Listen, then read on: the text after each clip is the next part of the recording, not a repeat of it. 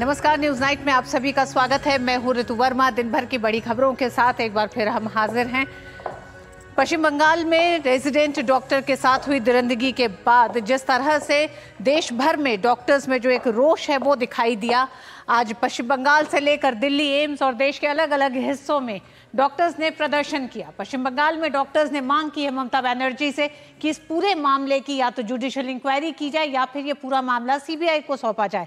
हालांकि ममता बनर्जी का ये कहना है कि संडे तक का वक्त उन्होंने कहा है कि पुलिस की जांच में लगेगा और एक हफ्ते की जांच के बाद अगर कुछ नहीं होता तो फिर अब इस जांच को ये किस तरह से इस मामले को सीबीआई को दे या जुडिशियल इंक्वायरी हो उस पर मांगेंगे। एक हफ्ते का जो समय ममता बनर्जी ने मांगा प्रदर्शनकारी डॉक्टरों से, उनके इस आश्वासन के साथ एक तरह से नहीं, प्रदर्शनकारी डॉक्टरों का मानना है कि यह आश्वासन नाकाफी है और उनका कहना है कि जिस तरह से शुरुआती जांच में जो ढील दी गई है, जिस तरह से शुरुआती जांच में मृत डॉक्टर को यह कहा गया कि उसने एक खुदकुशी की है, तो इन तमाम जो तथ्य जो सामने आए, एक तरह से प्राइमा फेसी जो सामने आए पुलिस की जांच में, उस पर सवाल खड़े करते हैं। और यही वजह है कि प्रदर्शनकारी डॉक्टरों का मानना है कि वो कोलकाता पुलिस की जांच पे अब उन्हें विश्वास नहीं है। वहीं दूसरी तरफ ममता बनर्जी आज मृत डॉक्टर के परिजनों से भी मुलाकात की है।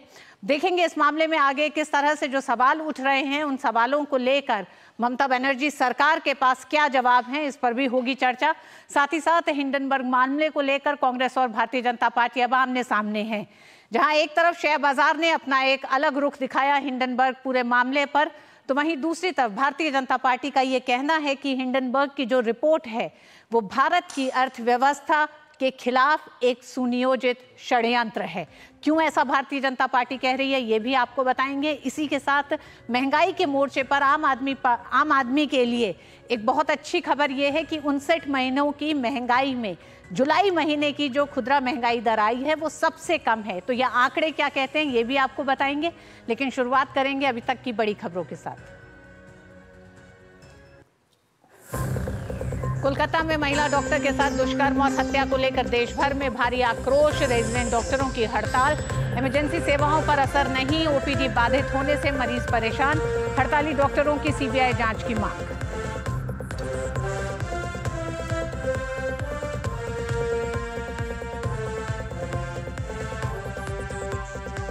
महिला डॉक्टर की हत्या को लेकर भाजपा ममता सरकार पर हमलावर। कहा राज्य में मां माटी मानुष नहीं है सुरक्षित। ममता बनर्जी ने पीड़िता के परिजनों से की मुलाकात। कहा रविवार तक नहीं सुलझा मामला तो सौंप देंगे सीबीआई को जांच।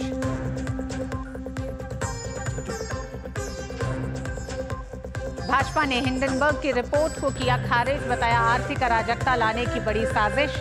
कांग्रेस पर हिंडनबर्ग के साथ मिलकर काम करने का लगाया आरोप। पूछा सेबी के नोटिस का हिंडनबर्ग ने क्यों नहीं दिया जवाब।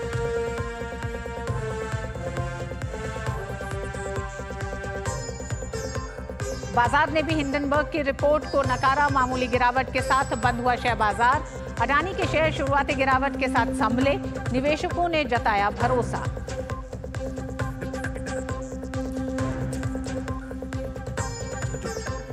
वैश्विक परिस्थितियों के बावजूद देश में महंगाई पर लगी लगाम।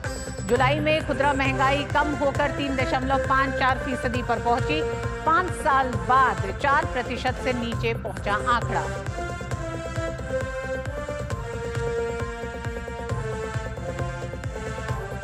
अयोध्या के बाद अखिलेश के संसदीय क्षेत्र कन्नौज में सामने आई सपा नेता की काली करतूत। नाबालिग से दुष्कर्म की कोशिश के आरोप में सपा नेता नवाब सिंह यादव गिरफ्तार। भाजपा ने बोला हमला, सपा ने झाड़ा पल्ला।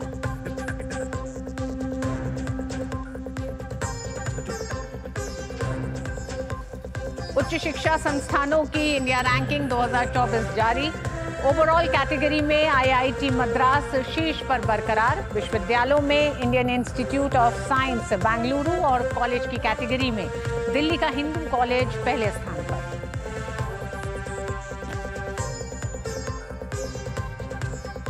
बांग्लादेश में हिंदुओं के खिलाफ हिंसा के खिलाफ उतरे शिक्षाविद और इतिहासकार। सुरक्षा सुनिश्चित करने की मांग। भारत में भी उठ रही आवाज। कई दिनों की चुप्पी के बाद अखिलेश और प्रियंका ने हिंदुओं की सुरक्षा पर जताई चिंता।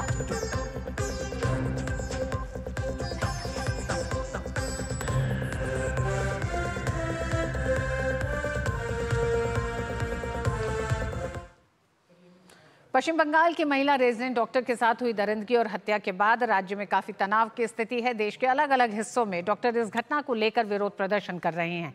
एम्स से लेकर कई बड़े अस्पतालों की सेवाएं प्रभावित हुई हैं। ममता बनर्जी के आश्वासन को नाकाफी बताते हुए डॉक्टरों का प्रदर्शन जारी है। कोलकाता में एक महिला डॉक्टर के साथ दुष्कर्म और हत्या को लेकर पूरे देश के डॉक्टरों में आक्रोश है। दोषियों के खिलाफ कड़ी कार्रवाई की मांग को लेकर लखनऊ से लेकर दिल्ली तक, कोलकाता से लेकर मुंबई तक डॉक्टर्स हड़ताल पर हैं। Federation of all India resident doctor association ने देश के सभी सरकारी अस्पतालों के रेजिडेंट डॉक्टर एसोसिएशन से हड़ताल का आह्वान किया। कई अस्पतालों में ओपीडी, नियमित सर्जरी और अन्य रूटीन सेवाएं प्रभावित हुई है।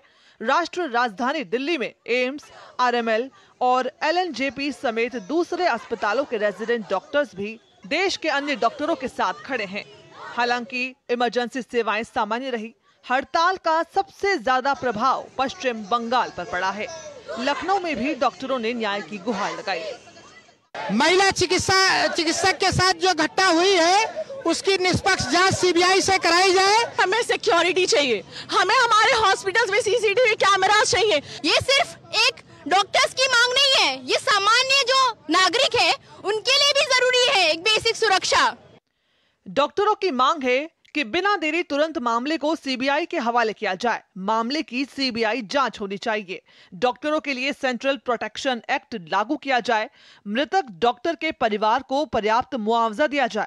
सभी चिकित्सा संस्थाओं में सुरक्षा उपायों के तत्काल ऑडिट और भर्ती रिपोर्ट तैयार हो। शारीरिक हमले के खिलाफ पुलिस सख्त कार्रवाई करे। अस्पतालों में लगे सीसीटीवी कैमरों की कुल संख्या पर विस्तृत रिपोर्ट तैयार की जाए। जिसने भी ये किया है उसको सजा मिले। कि सीबीआई फास्ट ट्रैक पे जांच हो, क्योंकि स्टेट गवर्नमेंट की जो जांच है वो बहुत बायस्ड है। 2 से 3 लोगों ने ये काम किया है, ये गैंग रेप। शुरुआत में उसको साइकोसिस घोषित कर दिया गया था और भारत सरकार बंगाल गवर्नमेंट से अनुरोध है कि हमारी मांगे पूरी की जाएं। कोलकाता के जिस आरजीकर मेडिकल कॉलेज अस्पताल में ये घटना हुई थी उसके प्रिंसिपल संदीप घोष ने अपने पद से इस्तीफा दे दिया है। प्रदर्शन कर रहे रेजिडेंट डॉक्टर घटना के बाद से ही इसकी मांग कर रहे थे। वहीं बढ़ते दबाव के चलते पश्चिम बंगाल की मुख्यमंत्री ममता बनर्जी ने पीड़िता के परिजनों से मुलाकात की। उन्होंने पुलिस द्वारा रविवार तक मामला नहीं सुलझा पाने पर जांच सीबीआई को सौंपने की बात कही। उधर मामले को लेकर भाजपा राज्य सरकार पर हमलावर है। प्रदेश की बिगड़ती कानून व्यवस्था पर सवाल उठाते हुए मामले की जांच सीबीआई को सौंपने की मांग कर रही है। भाजपा का कहना है कि ममता बनर्जी के नेतृत्व में बंगाल में मां, माटी और मानुष सुरक्षित नहीं है। बंगाल में law and order, specially students की सिक्योरिटी एक प्रश्न है। कुछ दिन पहले जादवपुर में भी ऐसे एक इंसिडेंट हुई थी और बंगाल सरकार उसके लिए उत्तरदायी होना ही पड़ेगा। पुलिस की तरफ से जिस तरीके का रवैया अपनाया गया है वो ठीक नहीं है। As a political party BJP is demanding for the CBI probe. Kolkata के आरजीकर मेडिकल कॉलेज अस्पताल में जूनियर डॉक्टर के साथ दरिंदगी की ये घटना गुरुवार शुक्रवार के दरमियाने की रात की है। शुक्रवार सुबह उस समय मेडिकल कॉलेज में हड़कंप मच गया जब चौथी मंजिल के सेमिनार हॉल में अर्धनग्न अवस्था में डॉक्टर का शव बरामद हुआ था। दिल्ली से शैलेंद्र मिश्र और लखनऊ से विकास सिंह के साथ ब्यूरो रिपोर्ट, डीडी न्यूज। एक तरफ वो तमाम डॉक्टर्स हैं जो प्रदर्शन कर रहे हैं, न्याय की मांग कर रहे हैं इस रेजिडेंट डॉक्टर की जो रेप और हत्या हुई है उसके सिलसिले में, तो वहीं दूसरी तरफ ममता बनर्जी का ये कहना है कि अभी वो इंतजार कर रही हैं। आज का हमारा विशेष इसी पर आधारित है कि विशेष सीबीआई जांच से क्यों बच रही ममता बनर्जी। हमारे साथ 3 मेहमान जुड़ेंगे। हमारे साथ भारतीय जनता पार्टी के प्रवक्ता और टीएमसी प्रवक्ता जुड़ेंगे, लेकिन उससे पहले हमारे साथ संतोष कुमार सिंह हैं, एडिटर एक दिन बंगाली के। बहुत बहुत स्वागत है आपका संतोष जी। संतोष जी, सबसे पहले तो आपसे यही जानना चाहेंगे कि अभी तक जांच में क्या क्या चीजें सामने आई हैं, क्योंकि शुरुआती जांच में ये कहा गया था, पुलिस ने जिस तरह से, बंगाल पुलिस ने कहा कि महिला डॉक्टर जिसकी हत्या और रेप हुई है उसे पहले खुदकुशी बताया गया, और अब जो पहली पोस्टमार्टम रिपोर्ट आई उसके खुलासे बहुत ही एक तरह से कह सकते हैं कि डरावने हैं। इस समय तक जांच में क्या सामने आया है? जी, अभी तक जो जांच में जो सामने आया है सारी बातें, जो मुख्य रूप से एक सिविक वॉलंटियर को अरेस्ट किया गया है जिसको कि एक वो जैसे कह सकते हैं कि राजनीतिक उसको वरदहस्त प्राप्त था। वो ड्यूटी कर रहा था मगर वो एक ममता बनर्जी की सरकार ने एक सिविक वॉलंटियर करके एक समानांतर प्रशासनिक व्यवस्था खड़ी कर दी है, जो कि आप थाने के पुलिस से ज्यादा ताकतवर हो गए हैं आज सिविक वॉलंटियर। टीएमसी उनको यूज करके पुलिस प्रशासन को अपने नियंत्रण में एक तरह से कहिए तो हो जाती, क्योंकि जो सरकारी मुख्य रूप से जो वर्दी में है उनको नियम अनुशासन का बहुत कुछ मानना पड़ता है, मगर जो सिविक वॉलंटियर पूरी तरह से पार्टी द्वारा नियंत्रित होते हैं। पार्टी के नेता इनके नियम सिफारिश करते हैं और फिर थानों में इनकी नियुक्ति हो जाती है। फिर चूंकि अपने उस क्षेत्र के होते हैं तो इनका एक अपना प्रभुत्व होता है, दबंगई करते हैं, हर तरह से करते हैं। जो भी यहाँ के जो हैं वासिंदे हैं वो सब जानते हैं। जांच में जो सामने आया है, सबसे बड़ी बात है कि उसको, जैसे कि सीपी ने कहा कि उसको पकड़ा गया है, 24 घंटे के अंदर पकड़ा गया, उसी रात को इन्वेस्टिगेशन करके पकड़ा गया है। सीसीटीवी फुटेज में घुसते वक्त और बाहर आते वक्त उसके गर्दन में जो एक नेक बैंड था वो नहीं मिसिंग था। इसके वजह से उसके ऊपर पूछताछ की गई और बताया जा रहा है कि पूछताछ के समय भी वो नशे की स्थिति में था। जो भी है, मगर एक जैसे कि सीपी ने प्रेस कॉन्फ्रेंस किया तो जो अभियुक्त था उसका नाम नहीं बता रहे थे, मगर उन्होंने ये कहा कि वो बहुत हाईएस्ट ऑर्डर का अपराधी है। तो अब दिक्कत यह है कि अब एक हाईएस्ट अपराधी का हाईएस्ट स्तर का अपराधी है, ऑर्डर का आपने हाईएस्ट ऑर्डर का क्रिमिनल बताया, और उसके बाद उसको उस तरह में उसके बैकग्राउंड चेक किए भी ना आपने उसको पुलिस फेयर बोर्ड, इसमें बहुत सारी राजनीतिक समीकरण भी हैं। क्यों है? अब जो प्रदर्शनकारी है, जो छात्र छात्रा है, जो उनकी डिमांड है कि जब सीपी ने जो कहा कि ये है, उनको शक है कि जांच को दूसरी तरफ मोड़ने का प्रयास किया जा रहा है, एक किसी भी तरह इसको दिखाया जा रहा है। मगर वो चाहते हैं कि सीसीटीवी फुटेज जो जिसके आधार पर गिरफ्तारी की बात की जा रही है वो सामने उसको जनता के सामने रखा जाए, ताकि सही दूध का दूध और पानी का पानी हो जाए। रही बात, जहां तक ये समझ में आता है कि विपक्ष पे जाहिर सी बात है, ममता बनर्जी, अगर मेरे हिसाब से अगर ममता बनर्जी इस समय अपोजिशन में रहती तो अभी तक बहुत बड़े पैमाने पर आंदोलन हो गया होता, क्योंकि वो उनका एक हिस्ट्री रहा है मूवमेंट करने का। एक आज 2 दिन पहले जो अभिषेक बनर्जी का स्टडी जो आया है बयान की सीबीआई जांच की मांग करने से क्या वो बच्ची वापस आ जाएगी, तो देखिए इनको अपने जो बुआ से भी पूछना चाहिए कि तापसी मलिक को जब सिंगूर में कथित तौर पर मार दिया गया तो सीबीआई जांच की मांग की गई थी, तो उसके बाद उसमें सीपीएम के नेता भी अरेस्ट हुए थे। तो ये जो विपक्ष में रहेगा उसका काम है सीबीआई का मांगना, आप नहीं रोक सकते। हाँ, इसमें अजीब जो चीज है कि अभी तक सत्ता में आने के बाद से ममता बनर्जी किसी भी जांच को सीबीआई को देने से इनकार करती थी, मगर इस मामले में वो देख रहे हैं कि बहुत ही तुरंत डे 1 से ही तैयार है कि हम सीबीआई को दे देंगे। सीबीआई को दे दे रहे हैं। इस वजह से हमको जो समझ में आ रहा है कि एक तरफ वो गृह मंत्री है राज्य की, दूसरी तरफ स्वास्थ्य मंत्री है, और ये जो घटना घटी है इसमें स्वास्थ्य और गृह मंत्रालय दोनों की जिम्मेवारी पड़ती है। हाँ, मेरा जहां तक मानना है कि विपक्ष इसको राजनीतिक तौर पर भुना नहीं सका, क्योंकि एक सामाजिक समस्या है और ममता बनर्जी ने इसको एक अपने तरीके से इसको निपटाने का प्रयास किया है। उन्होंने कहा है कि हम जांच करवा रहे हैं, अगर जांच में जो भी आएगा उस पर चारू प्रज्ञा भारतीय जनता पार्टी की प्रवक्ता भी हमारे साथ जुड़ गई हैं। संतोष जी, चारू, आप खुद एक महिला हैं, मतलब महिला सुरक्षा को लेकर हम लोग जितनी बड़ी बड़ी बातें करते हैं, क्या आपको लगता है कि पश्चिम बंगाल की ये जो घटना हुई है पूरी, ये पक्ष विपक्ष या सत्ता पक्ष विपक्ष की बात नहीं है, लेकिन महिलाओं की सुरक्षा को लेकर एक बड़ा मसला है? ऐसे में भारतीय जनता पार्टी विपक्ष में है, सीबीआई की मांग कर रही है। ममता बनर्जी का कहना है कि 1 हफ्ता पुलिस जांच के लिए दिया जाए, अगर कुछ हासिल नहीं होता है तो सीबीआई को दे दिया जाएगा। क्या वो काफी देर नहीं हो जाएगा? 1 हफ्ता का समय इस तरह के मामले में अगर निकलता है? रितु जी नमस्ते। मैं मानती हूं कि इस तरीके के जब हादसे होते हैं, पक्ष और विपक्ष की बात नहीं होती, केवल महिलाओं की बात होती है, एक पीड़िता की बात होती है, महिला सुरक्षा की बात होती है। और अगर हम केवल महिला सुरक्षा पर अपना फोकस रखें तो बड़े बड़े सवाल हमारे सामने आ रहे हैं। सबसे बड़ा सवाल कि टीएमसी शासित राज्य में क्या कभी भी पुलिस ने किसी भी पीड़िता का साथ दिया है?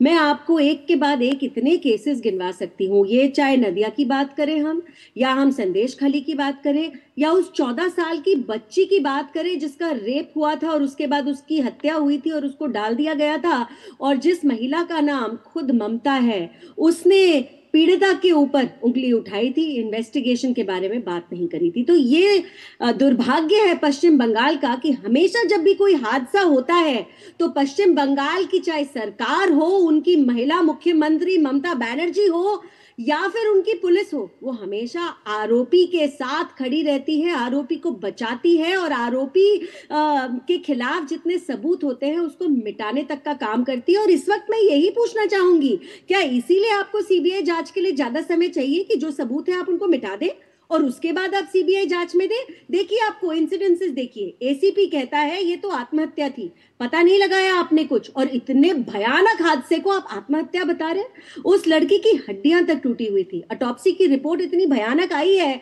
कि हम आज निर्भया को फिर याद कर रहे हैं, इतनी भयानक वो रिपोर्ट है। और उसके बाद वो कहते हैं ये आत्महत्या थी। जिस तरीके से रेप हुआ, जिस तरीके से मर्डर हुआ, ये किसी एक इंसान का काम नहीं था, एक आरोपी नहीं है। इस केस में कई आरोपी होंगे। क्या पश्चिम बंगाल की पुलिस ने हमको आज तक चारों हमारे साथ टीएमसी की प्रवक्ता सोफिया खान भी जुड़ गई हैं।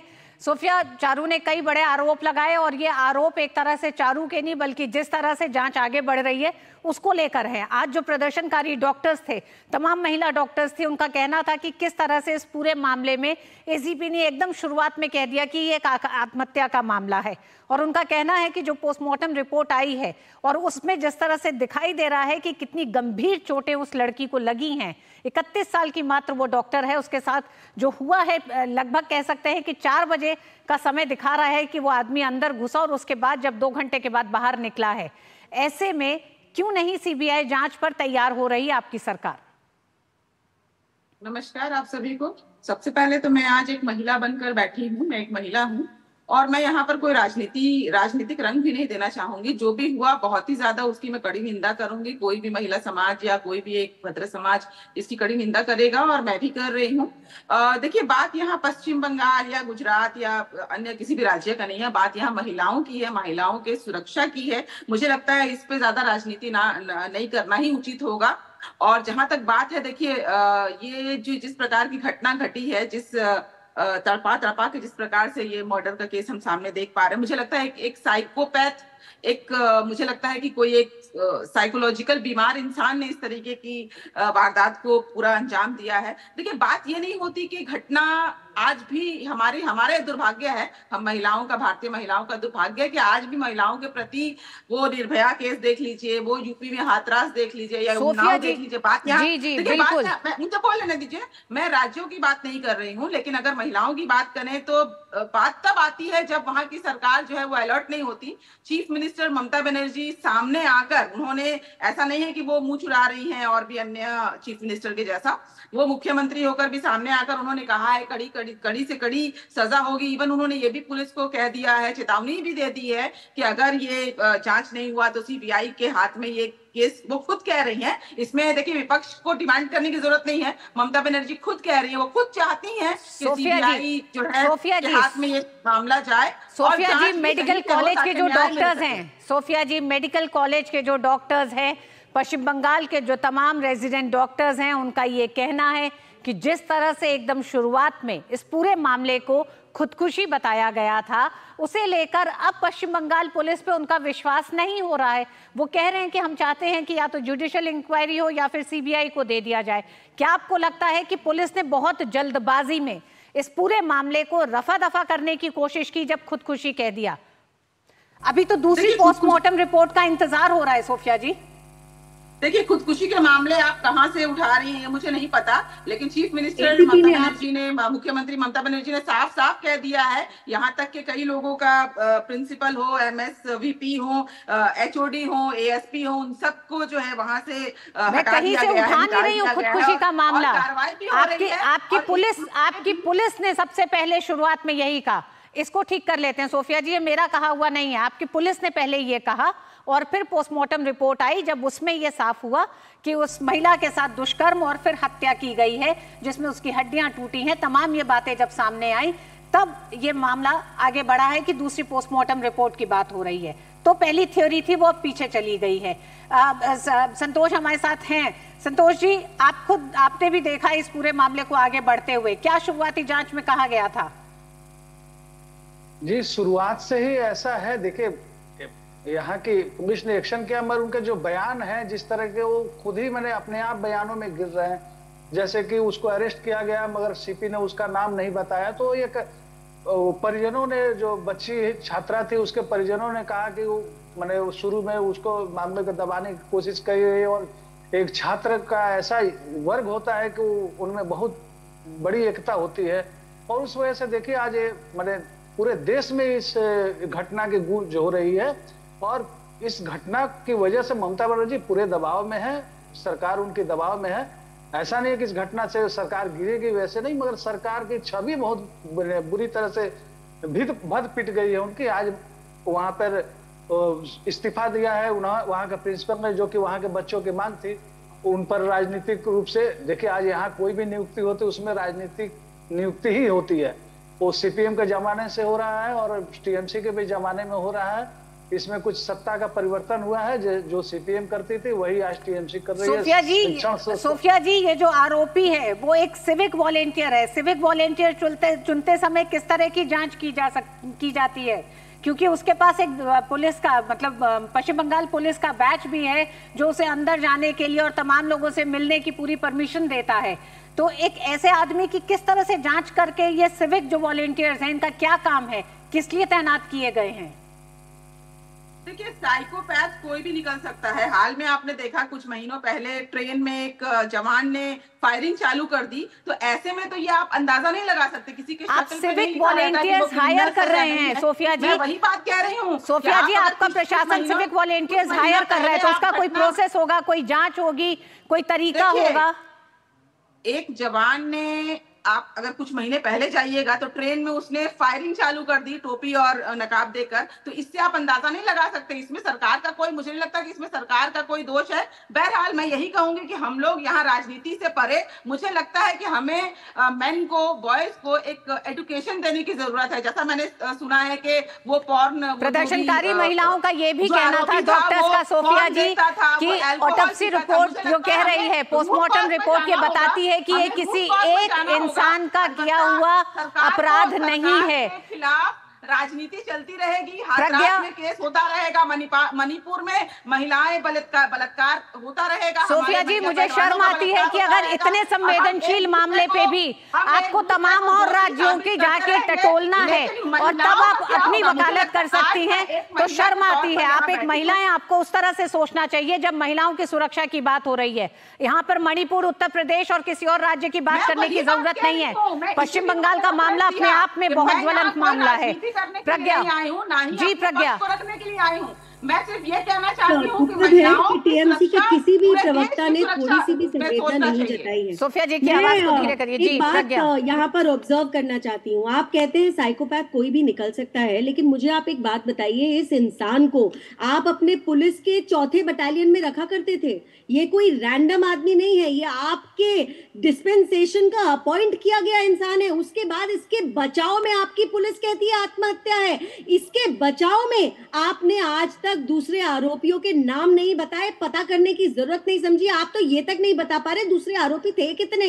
हादसा हुआ, हमें मालूम है ये आपके शायद कंट्रोल में नहीं होगा, लेकिन अपना रिस्पॉन्स तो देखिए आप इस हादसे के प्रति। आप ये भी नहीं बता पा रहे कि कितने आदमी इस हादसे में इन्वॉल्व थे। उसके बाद क्या कॉम्पनसेशन दे देना, जस्टिस देना होता है? ये मुझे एक समय याद है जब एक 14 साल की बच्ची का रेप हुआ था, तो ममता बनर्जी ने असेंबली में कहा था उस बच्ची की कोई गलती नहीं होगी। जब संदेश खाली में हुआ था, पता करे बिना कि शेख शाहजहां का क्या रोल है, असेंबली में खड़े होकर बिना इन्वेस्टिगेशन के उसको क्लीन चिट दे दी थी और शेख शाहजहां पुलिस के संरक्षण में बचा रहा था। एक 60 साल की महिला का जब पश्चिम बंगाल में रेप होता है ना, एफआईआर दर्ज नहीं होती, उन्हें दिल्ली तक सुप्रीम कोर्ट के दरवाजे खटखटाने पड़ते हैं कि पश्चिम बंगाल की पुलिस उनका केस तो एडमिट कर ले, उसके बाद कुछ और इन्वेस्टिगेशन होगा।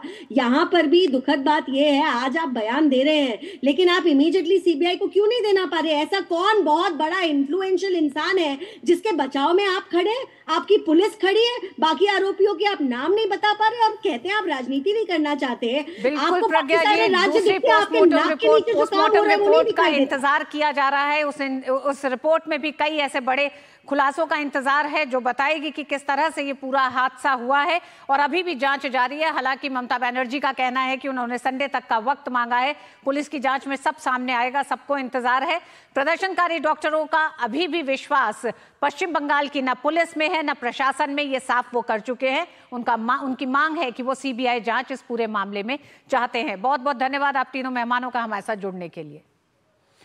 और न्यूज नाइट में वक्त एक छोटे से ब्रेक का है। ब्रेक के बाद होंगी कुछ और खबरें। देखते रहिए डीटी न्यूज। लाल रंग इसका अपार, तीखा कम है फिर भी स्वाद। MDH Kashmiri. MDH। Come on boys, let's go practice। अरे रुक यार, मेरे बैंक अकाउंट में गलत एंट्री का प्रॉब्लम हो गया। अरे तो बैंक को कंप्लेन करना। बैंक को लिखे 1 महीना हो गया है, बट वो गूगली पे गूगली डाले जा रहे हैं। तो आरबीआई के लोकपाल को इन्फॉर्म करो। रुक, मैं समझाता हूँ। जैसे क्रिकेट में थर्ड अंपायर, वैसे ही आरबीआई का ओम्बुड्समैन। आरबीआई कहता है अगर बैंक आपकी कंप्लेंट को 1 महीने में नहीं सुलझाता तो आप आरबीआई के कंप्लेंट मैनेजमेंट सिस्टम पर ऑनलाइन कंप्लेंट कर सकते हैं। ये आरबीआई का आसान तरीका है आपकी कंप्लेंट सुलझाने का, और वो भी फ्री। आरबीआई कहता है जानकार बनिए, सतर्क रहिए। भाई मैंने भी इस बार SIP करके म्यूचुअल फंड में पैसे डाले। तो मुझे ये जानना था कि KYC का चक्कर क्या है। म्यूचुअल फंड सही है .com या अपने म्यूचुअल फंड की वेबसाइट पे जाओ, पैन नंबर डालो और सिर्फ इतना देखो कि तुम्हारा KYC स्टेटस रजिस्टर्ड है या वैलिडेटेड। रजिस्टर्ड हो तो आधार और पैन कार्ड के साथ अपना KYC वैलिडेट करो, जरूरी है और ज्यादा वक्त भी नहीं लगता। और वैलिडेटेड हो तो सही है। सही है। म्यूचुअल फंड निवेश बाजार जोखिमों के अधीन है। योजना से जुड़े सभी दस्तावेजों को ध्यान से पढ़ें। बात जब पीढ़ियों के लिए बनने वाले घर की हो तो जिम्मेदारी बड़ी हो जाती है। गैलेंट समझता है ये जिम्मेदारी। अब डबल M रिम्स के साथ गैलेंट एडवांस TMT रीबार, निर्माण का रियल हीरो। देख क्या सबेरे तो पड़ रहा से कति नॉन स्टॉप। इनकी तो बातें चले जा से कति नॉन स्टॉप। माँ और दूसरी बात पे नॉन स्टॉप बोलने लगी। माँ ने फोन पे राशन कार्ड बनवा लिया, आयुष्मान कार्ड बनवा लिया, हमारा डोमिसाइल बनवा लिया, दादी की पेंशन आ जाती है घर बैठे, हमारा हैप्पी कार्ड बनवा दिए घर बैठे। नॉन स्टॉप बढ़िया काम। ले तू भी करने लग गया नॉन स्टॉप। अभी तो कहते हैं हरा हरियाणा, नॉन स्टॉप हरियाणा। अब आया असली स्वाद। अब आया स्वाद। जब स्वाद के पड़े हो लाले तो MDH का चंकी चाट मसाला डालें। MDH का चंकी चाट मसाला। MDH।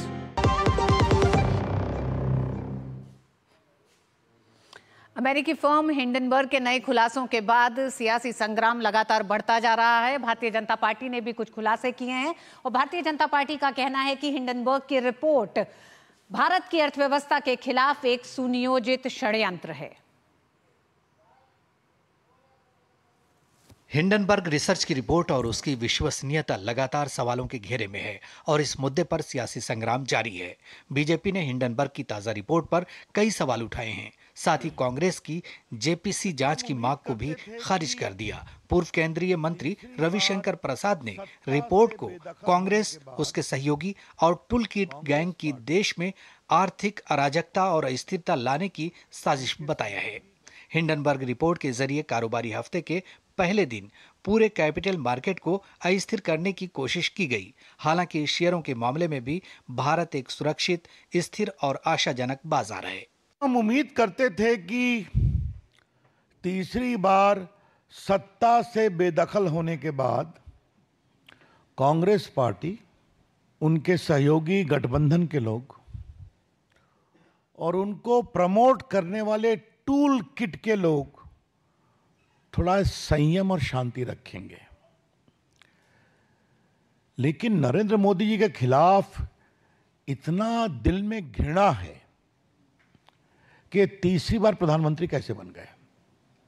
और पीड़ा की बात यह है, हारने के बाद अब वो भारत को आर्थिक रूप से अस्थिर करने के षड्यंत्र में जुटे हुए हैं। केंद्रीय मंत्री गिरिराज सिंह ने हिंडनबर्ग रिसर्च पर कार्रवाई की चेतावनी दी है।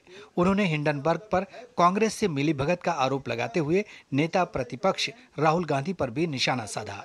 भाजपा प्रवक्ता शहजाद पूनावाला ने इसे सुनियोजित साजिश बताया। ये देश को बदनाम करने वाले गैंग हैं राहुल और जयराम रमेश। हिंडनबर्ग हमें बदनाम करता है, हम इसे देश की बदनामी को बर्दाश्त नहीं करेंगे। ये लोग देश के दुश्मन हैं। अब हिंडनबर्ग पर कड़ी से कड़ी कार्रवाई होगी। सुप्रीम कोर्ट ने कहा था कि सेबी ने जो जांच की थी वो विश्वसनीय है, उसमें कोई भी चूक नहीं है। तो आज राहुल गांधी और उनकी जमात सुप्रीम कोर्ट पर सवाल खड़े कर रहे हैं क्या? आर्थिक मामलों के विभाग के सचिव अजय सेठ ने कहा है कि सेबी ने इस मामले में पहले ही अपना बयान जारी कर दिया है और सेबी प्रमुख माधवीपुरी बुच ने भी अपना पक्ष पेश कर दिया है। ऐसे में इस मामले में और कुछ कहने की जरूरत नहीं है। इस सब के बीच कारोबारी हफ्ते के पहले दिन भारतीय शेयर बाजार शुरुआती कारोबार में बड़ी गिरावट के बावजूद निवेशकों ने अमेरिकी शॉर्ट सेलर हिंडनबर्ग की रिपोर्ट को नकारते हुए खरीदारी की, जिससे एक समय पर सेंसेक्स 300 अंक तक मजबूत हो गया। हालांकि आखिरी सत्र में बाजार में फिर बिकवाली आई और सेंसेक्स और निफ्टी मामूली गिरावट के साथ बंद हुए और रिपोर्ट का बाजार पर कुछ खास असर नहीं पड़ा। शैलेंद्र मिश्र के साथ bureau report, DD news. Modi सरकार के तीसरे कार्यकाल में शेयर बाजार में तेजी देखने को मिल रही है। भारतीय अर्थव्यवस्था का आधार मजबूत होने के कारण सेंसेक्स और निफ्टी नए रिकॉर्ड बना रहे हैं। इस कारण से आम निवेशकों के साथ साथ देश के बड़े राजनेताओं को भी जमकर मुनाफा हो रहा है। इसमें विपक्ष के नेता राहुल गांधी भी शामिल हैं। IANS के मुताबिक राहुल गांधी को बीते करीब 5 महीने में शेयर बाजार से 46.49 लाख रुपए का मुनाफा हुआ है। ये मुनाफा उनकी ओर से रायबरेली लोकसभा के लिए भरे गए चुनावी नामांकन में दर्ज शेयरों के आधार पर कैलकुलेट किया गया है, जिसमें बताया गया था कि 15 मार्च 2024 को उनके पोर्टफोलियो की वैल्यू 4 करोड़ 33 लाख रुपए थी। शेयर बाजार में 12 अगस्त 2024 तक उनके पोर्टफोलियो की कीमत बढ़कर 4 करोड़ 80 लाख रुपए हो गई है। बड़ी बात यह है कि उनके पोर्टफोलियो में करीब 24 शेयर हैं, जिनमें से केवल 4 कंपनियों में ही उन्हें घाटा हो रहा है। बाकी की कंपनियों में राहुल गांधी मुनाफे में हैं। उनके पोर्टफोलियो में मौजूद वर्टोज लिमिटेड में कॉरपोरेट एक्शन देखने को मिला है, जिसके कारण उनके पास इस कंपनी के शेयर की संख्या बढ़कर 5200 हो गई है, जो कि 15 मार्च 2024 को मात्र 260 थी। हिंडनबर्ग की हाल ही में एक रिपोर्ट आई थी, जिसके बाद राहुल गांधी ने कहा था कि लोगों का निवेश रिस्क जोन में पहुंच गया है। हालांकि उन्हें खुद तगड़ा मुनाफा हो रहा है। वहीं उधर जुलाई में महंगाई से जनता को बड़ी राहत मिली है। ये निश्चित रूप से अर्थव्यवस्था के लिए सकारात्मक संकेत है। खाद्य वस्तुओं की कीमतों में नरमी से खुदरा महंगाई दर जुलाई में घटकर 3.54% पर आ गई। करीब 5 साल में ये पहला मौका है जब मुद्रास्फीति भारतीय रिजर्व बैंक के 4% के लक्ष्य से नीचे आई है। ये अगस्त 2019 के बाद सबसे निचला स्तर है। अगस्त 2019 में रिटेल महंगाई दर 3.28% पर थी। इस साल जनवरी में खुदरा महंगाई 5.01%, फरवरी में रही। वहीं मार्च में ये 5.09%, अप्रैल में ये 4.85%, मई में ये 4.75% और जून में ये 5.8% रही है। इस साल जून में भारत का औद्योगिक उत्पादन 4.2% बढ़ा है, जिसका मुख्य कारण खनन और बिजली क्षेत्रों का अच्छा प्रदर्शन रहा। राष्ट्रीय सांख्यिकी कार्यालय द्वारा जारी आंकड़ों से पता चला है कि विनिर्माण क्षेत्र का उत्पादन जून 2024 में 2.6% बढ़ा, जबकि एक साल पहले इसी महीने में यह 3.5% बढ़ा था। इस साल जून में खनन उत्पादन 10.3% बढ़ा और बिजली उत्पादन 8.6% बढ़ा। इस वित्त वर्ष की अप्रैल जून तिमाही में IIP में 5.2% की वृद्धि हुई, जबकि एक साल पहले इसी अवधि में ये 4.7% था।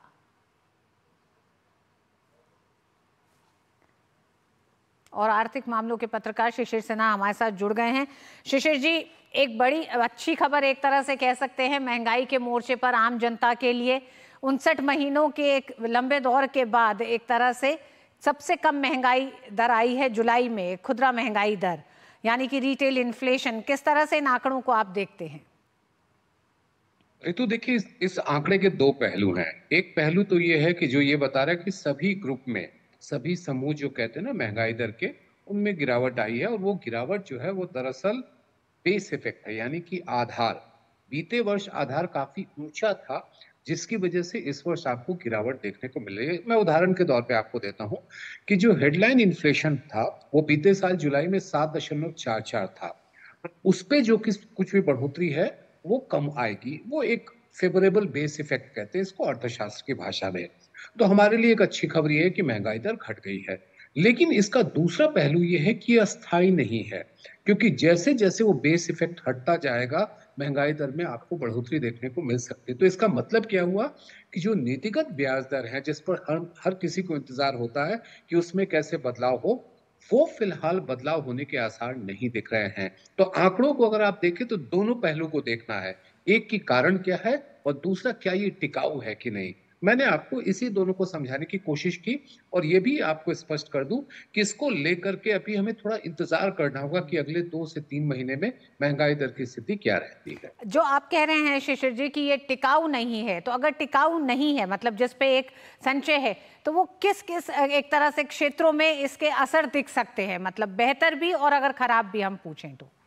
देखिए, जो खराब की बात मैं करूं तो उसमें साग सब्जी और जो अनाज है इनके मामले में बहुत अच्छी स्थिति अभी भी नहीं दिख रही। खुद रिजर्व बैंक के गवर्नर जब शक्तिकांता दास साहब बीते सप्ताह मॉनेटरी पॉलिसी रिव्यू को लेकर के आए थे, उन्होंने बताया था कि जुलाई में किस तरीके से टॉप यानी कि टोमेटो, ओनियन, पोटैटो, टमाटर, आलू और प्याज के भाव बढ़े हैं, जो कि सब्जियों की महंगाई दर मापने का सबसे बड़ा आधार होता है। इसके साथ साथ उन्होंने ये भी आशंका जताई थी कि जो सब्जियों के और खाने पीने की चीजों की महंगाई दर है वो स्टबर्न यानी कि उसमें जिद्द देखने को मिल रही है। तो ये जो आशंका है रिजर्व बैंक खुद जता चुका है और इसीलिए तिमाही के जो महंगाई दर का अनुमान है उसमें भी बदलाव किया था। तो ये कुछ ऐसी खबर है जो हमारे लिए अच्छी नहीं है। लेकिन अच्छी खबर एक ये भी कह सकते हैं कि बाकी जो दूसरे सामान है उसमें बहुत ज्यादा बढ़ोतरी होते हुए नहीं दिख रही है। तो एक तरीके से थोड़े हद तक जो साग सब्जी और अनाज के ऊपर जो असर होगा, बढ़ोतरी होगी, उसको कुछ हद तक डिस्काउंट जो है वो बाकी चीजों में किया जा सकेगा। बहुत बहुत धन्यवाद शिशिर साहब, इन आंकड़ों को एक तरह से एक सरल तरीके से ये समझाने के लिए भी कि किस तरह से महंगाई दर में 5 साल में जो कमी दिखाई दी है वो एक स्थायी नहीं है, अस्थायी है, लेकिन उसमें बहुत डरने की भी जरूरत नहीं है। बहुत बहुत धन्यवाद शिशिर जी। वक्त एक छोटे से ब्रेक का है, ब्रेक के बाद खबरें जारी रहेंगी, देखते रहिए डीडी न्यूज। दादी के हाथों का जादू और खुशबू से महकता घर। MDH गरम मसाला, असली मसालों से भरा हूँ मैं, क्योंकि हर रिश्ता है स्वाद से जुड़ा।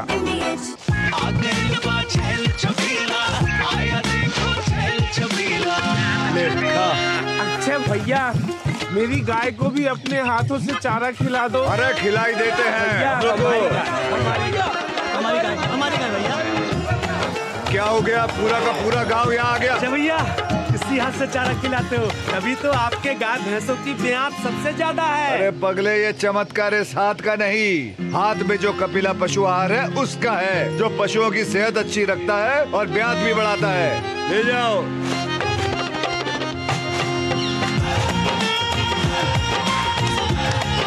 कपिला, देश का नंबर 1 पशु आहार।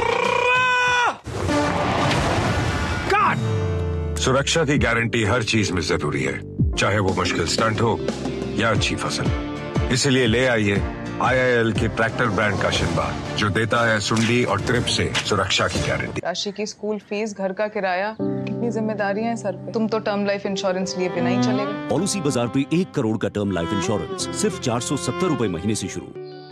ताऊ राम, किस सोच में पड़ रहा है? क्या फसल वो कुछ समझ नहीं आ रहा। कोई सी फसल बोले ताऊ? क्यों कर कुछ भी बोले, फसल का भाव भी मिलना चाहिए और MSP भी देखनी पड़ेगी। बेराना कौन सी दुनिया में बढ़ रहा है? आड़ सारे देश में रुका पाट लिया। भाई मैं समझा नहीं। पहले अपने हरियाणा में 14 फसलों पे MSP मिला करता, पर तय हर फसल के एक दाने की खरीद करेगी सरकार। यो देख, हरियाणा प्रदेश की सारी फसलें MSP पर खरीदने का काम ये हमारी सरकार कर, और वो भी नॉन स्टॉप। तभी तो कहते हैं हमारा हरियाणा नॉन स्टॉप हरियाणा। शादी का किचन महके जहाँ, गोल्डी किचन किंग मसाले हो वहाँ। गोल्डी लाए हैं फ्रेश लॉक टेक्नोलॉजी, जो रखे मसालों को हर समय फ्रेश। उत्तर प्रदेश में समाजवादी पार्टी की मुश्किलें बढ़ रही हैं। अयोध्या गैंग रेप मामले के बाद कन्नौज में नाबालिग से रेप के प्रयास में सपा नेता नवाब सिंह यादव को पुलिस ने गिरफ्तार कर लिया है। इस मामले को लेकर अब बीजेपी एक बार फिर समाजवादी पार्टी पर हमलावर है। वहीं समाजवादी पार्टी इस पूरे मामले से अपना पलड़ा झाड़ रही है। उत्तर प्रदेश में सपा नेताओं की काली करतूत एक एक कर सामने आ रही है। पहले अयोध्या गैंग रेप मामले में मुख्य आरोपी और समाजवादी नेता मोहित खान पर कार्रवाई और अब कन्नौज में नाबालिग से रेप के प्रयास का आरोपी नवाब सिंह यादव भी सपा नेता निकला। इस मामले में कन्नौज पुलिस को डायल 112 पर शिकायत मिली थी, जिसके बाद मौके पर पहुंची पुलिस ने आपत्तिजनक हालत में नवाब सिंह यादव को हिरासत में लिया और पॉक्सो एक्ट समेत गंभीर धाराओं में मुकदमा दर्ज कर लिया। इसमें तहरीर के आधार पर सुसंगत धाराओं में भारतीय न्याय संहिता और पॉक्सो एक्ट में मुकदमा पंजीकृत किया गया है।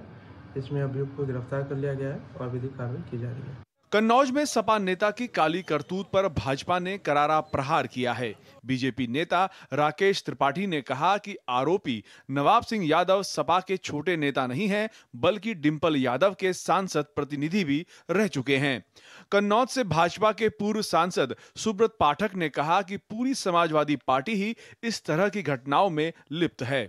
अयोध्या के बाद इस प्रकार की दूसरी घटना, वो भी बच्ची के साथ में, और यहाँ जहाँ रंगे हाथ मामला पकड़ा गया, तो आखिर ये सब क्या है? तो पूरी समाजवादी पार्टी इस तरीके से लिप्त है। ये समाजवादी पार्टी का चरित्र है, जिसमें लड़के हैं, लड़कों से गलतियां हो जाती हैं, ये कह करके पर्दा डालने का काम किया जाता था।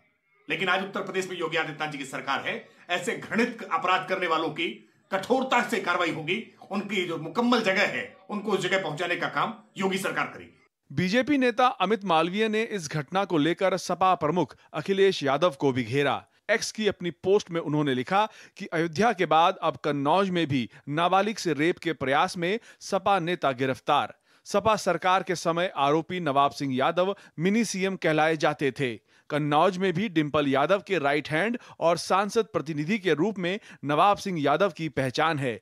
क्या अब भी अखिलेश यादव डीएनए टेस्ट की मांग करेंगे? हालांकि सपा का कहना है कि आरोपी समाजवादी पार्टी से कई साल पहले ही अपना रिश्ता तोड़ चुके हैं। इस तरह के जो आरोप लगते हैं लोगों पर, इनकी निष्पक्ष जांच होनी चाहिए, तुरंत जांच होनी चाहिए। मुझे तो ये साजिश लग रही है। हम चाहते हैं कि वास्तव में नार्को टेस्ट हो। कहा जा रहा है कि सपा नेता नवाब सिंह यादव ने नाबालिग बच्ची को काम का झांसा देकर बुलाया था, फिर उसके साथ अपराध करने की कोशिश की। Bureau report, DD news. और न्यूज नाइट में वक्त एक छोटे से ब्रेक का।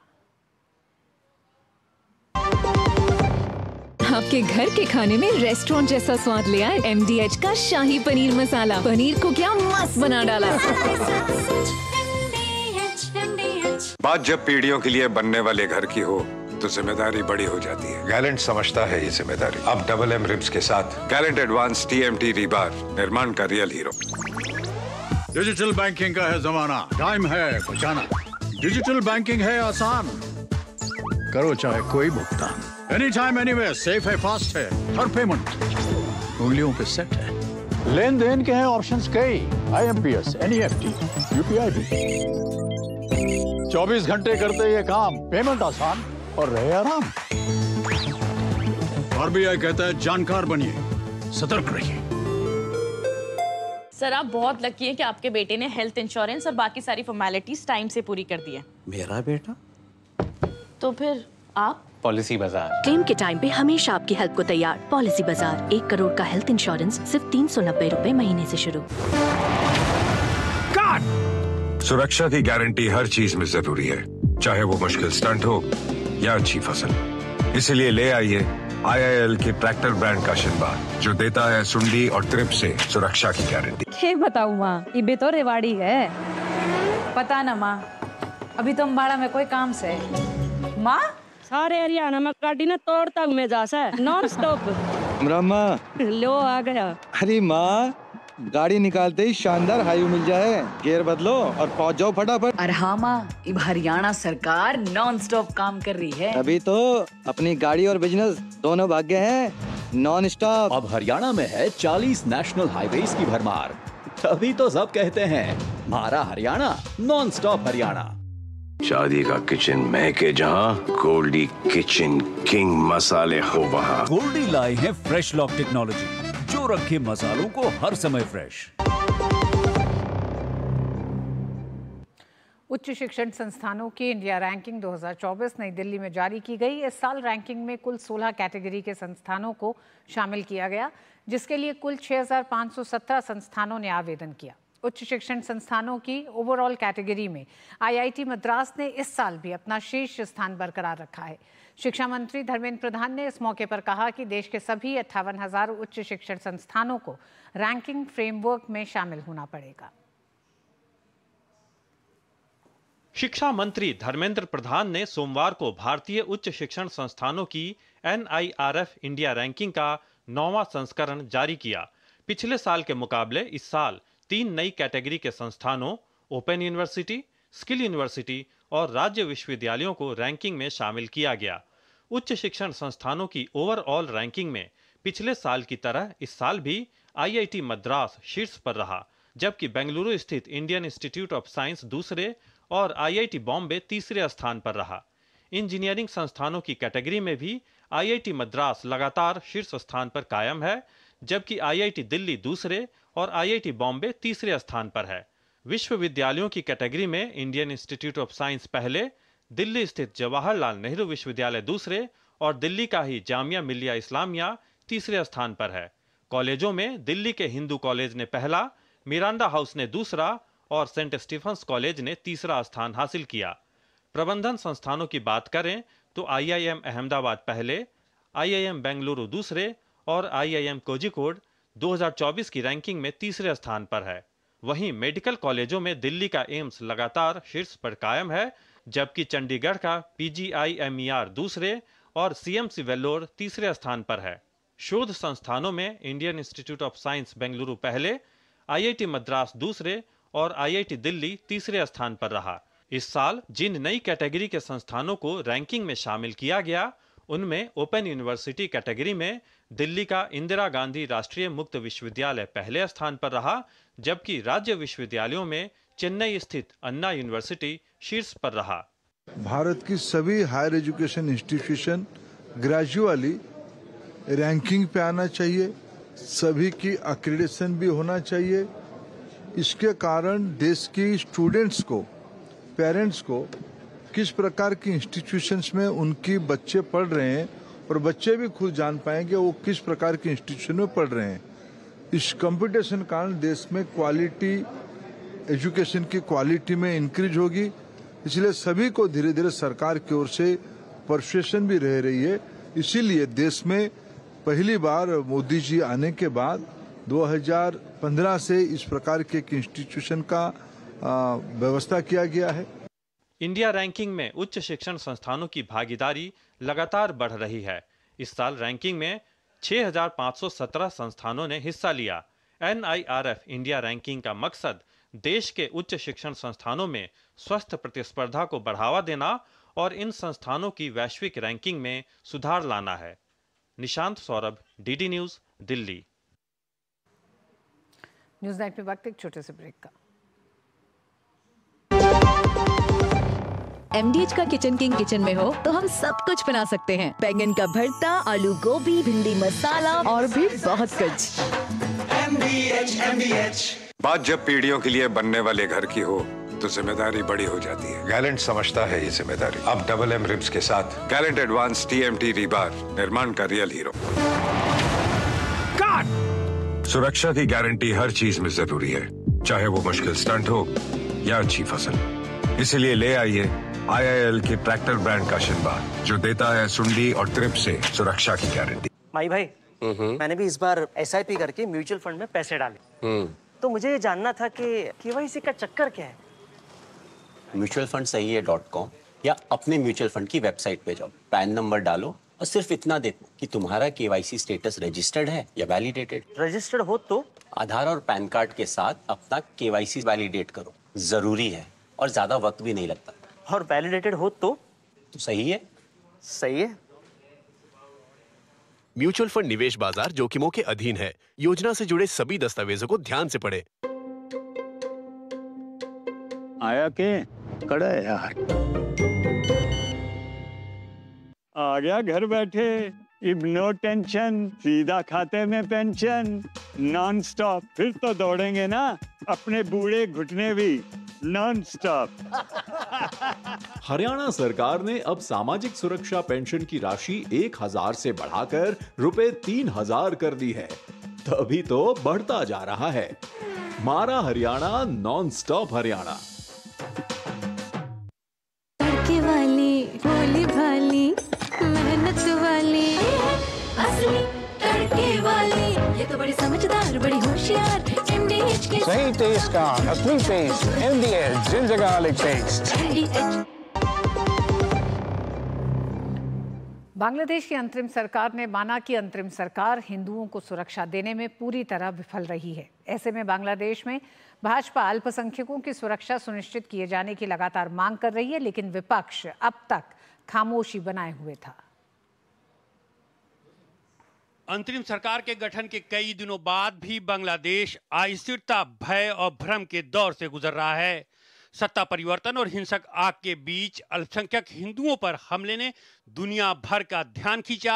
हिंदुओं की सुरक्षा की मांग को लेकर भारत, अमेरिका, ब्रिटेन, कनाडा समेत दुनिया के अलग अलग हिस्सों में विरोध प्रदर्शन हो रहे हैं। अब इस मामले में बांग्लादेश के गृह मंत्रालय में एडवाइजर सखावत हुसैन ने माना है कि अंतरिम सरकार हिंदुओं को सुरक्षा देने में पूरी तरह विफल रही है। उनका ये बयान हिंदुओं के खिलाफ हुई हिंसा का कबूलनामा है। इसके लिए उन्होंने हाथ जोड़कर अल्पसंख्यक समुदाय से माफी मांगते हुए भविष्य में सुरक्षा सुनिश्चित करने का आश्वासन दिया है।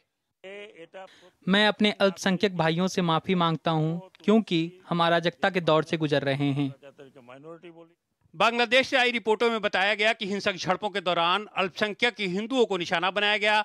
बताया जा रहा है कि पिछले कुछ दिनों में 26 जिलों में हिंदुओं के खिलाफ हिंसा हुई। ढाका के इस्कॉन मंदिर को जलाया गया, ढाका के काली मंदिर में तोड़फोड़ की गई, हिंदू नेताओं को निशाना बनाया गया, हिंदू पार्षदों की पीठ।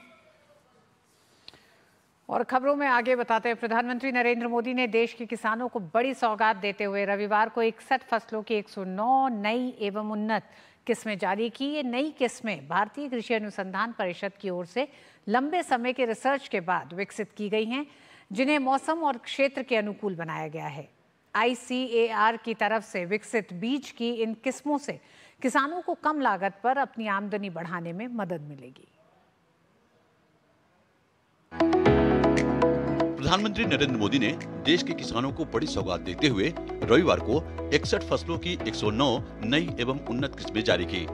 ये नई किस्में भारतीय कृषि अनुसंधान परिषद की ओर से लंबे समय के रिसर्च के बाद विकसित की गई है, जिन्हें मौसम और क्षेत्र के अनुकूल बनाया गया है। इनसे कम जमीन में भी अधिक पैदावार हो सकेगी। इनमें चावल की 9, गन्ना एवं तिलहन के साथ साथ एवं बागवानी फसलों की 40 किस्में शामिल हैं। इन फसलों की किस्में जारी। खेत की फसलों में बाजरा, चारा फसलें, तिलहन, दलहन, गन्ना, कपास, फाइबर समेत विभिन्न अनाज के उन्नत बीज जारी किए गए।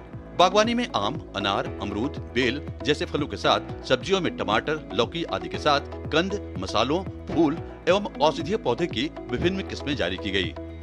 अनाज में चावल, गेहूं, जौ, मक्का, ज्वार, बाजरा, रागी, छीना, सांबा आदि। वाणियार्ड बाजरा VL मदिरा 254। बाजरा की ये किस्म वर्षा आधारित स्थितियों के लिए उपयुक्त है। बाजरा की ये किस्म 1719 किलोग्राम हेक्टेयर तक की औसत उपज देने में सक्षम है। इस किस्म के पकने का समय 101 दिनों तक है। इस फसल को उत्तराखंड जैसे राज्य में बुआई के लिए अनुशंसा की गई है। CR धान 108। धान की ये किस्म जल्दी और सीधी बुआई और वर्षा आधारित स्थिति वाले क्षेत्रों के लिए उपयुक्त है। इस फसल की उपज 34.46 क्विंटल हेक्टेयर तक ली जा सकेगी। इस फसल की परिपक्वता का समय 110 से 114 दिन है। इस फसल को ओडिशा और बिहार राज्यों में बुआई के लिए अनुशंसा की गई है। पूसा गेहूं गौरव HI 8840। गेहूं की किस्म ड्यूरम किस्म सिंचित स्थिति के लिए उपयुक्त है। इसकी औसत अनाज उपज 30.2 क्विंटल हेक्टेयर है। यह किस्म टर्मिनल, ताप सहनशील, उच्च जस्ता और लौह और प्रोटीन के साथ जैव प्रबलित है। यह गेहूं की नई किस्म है। KKLR 4। चावल की किस्म जलमग्न जैसी तनाव वाली स्थितियों के लिए उपयुक्त है। इसकी तनाव वाली स्थितियों में औसत उपज 38 क्विंटल हेक्टेयर, जबकि सामान्य परिस्थितियों में 56 क्विंटल हेक्टेयर है। इस किस्म की परिपक्वता मध्य शीघ्र 120 से 125 दिन है। 5 गन्ना करण 7 CO 17018। गन्ना की यह किस्म हरियाणा, पंजाब, पश्चिमी और मध्य उत्तर प्रदेश, राजस्थान और उत्तराखंड के लिए अनुशंसित है। इस किस्म की उपज क्षमता 914.8 क्विंटल हेक्टेयर है। इसके अलावा धान की CR 101, CR धान 810, CR धान 416, गेहूं की पूसा गेहूं शरबती 1665, पूसा गेहूं गौरव 8840 की नई किस्में जारी की गई हैं। मक्का की ये 6 किस्में जारी हुई, जिसमें Pusa popcorn hybrid 1, Pusa popcorn hybrid 2 और पूसा बायो फोर्टिफाइड मक्का हाइब्रिड 4 किस्में शामिल हैं। इसके अलावा तिलहन की बात करें तो safflower 300, soybean NRC 197, soybean NRC 149 किस्में शामिल हैं। पीएम मोदी के द्वारा गन्ने के बीज की भी कई किस्में जारी हुई हैं, जिसमें गन्ना IKHSU 16, COLK 16470, IKHSU 17, COLK 16202 जैसी नई किस्में जारी हुई हैं। इन किस्मों से कम पानी में ज्यादा पैदावार होगी। पंजाब, हरियाणा, पश्चिमी उत्तर प्रदेश जैसे राज्यों में इस किस्म की बुआई की जा सकती है। फलों की बात करें तो आम, अमरूद और अनार की नई किस्में जारी हुई हैं। सब्जियों में टमाटर, लौकी और आलू की नई किस्में जारी हुई हैं। Bureau report, DD news. और न्यूज नाइट में आज बस इतना। DD न्यूज पे खबरें जारी रहेंगी। दीजिए हमारी पूरी टीम को अनुमति। नमस्कार।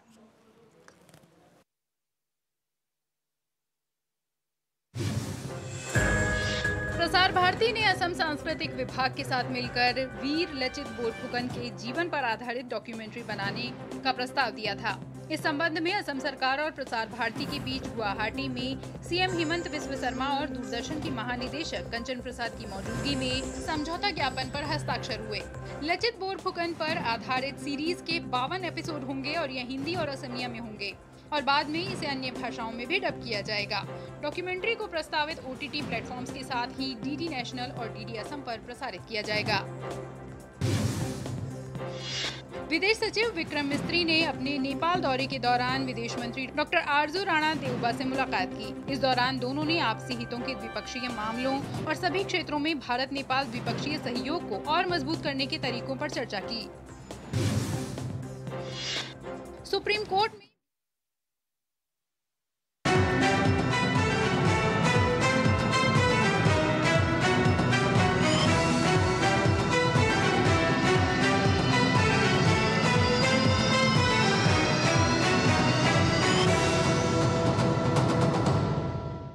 न्यूज नाइट के प्रायोजक